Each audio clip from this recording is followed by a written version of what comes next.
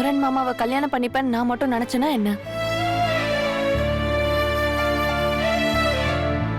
எப்படியோ கடமைக்குன்னு கல்யாணம் பண்ணாலும் லவ் மேரேஜ் மாதிரி அது அழகா மாத்திக்கிட்டீங்க ரெண்டு பேரும். சந்தோஷமா இருக்கடி உங்களை பாக்குறதுக்கு.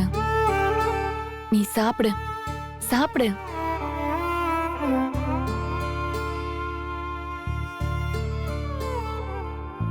சரி, நீ ரொம்ப மெதுவா சாப்பிடுற, நானே உனக்கு ஊட்டி விடுறேன். குடு. இந்தா சாப்பிடு. ம்.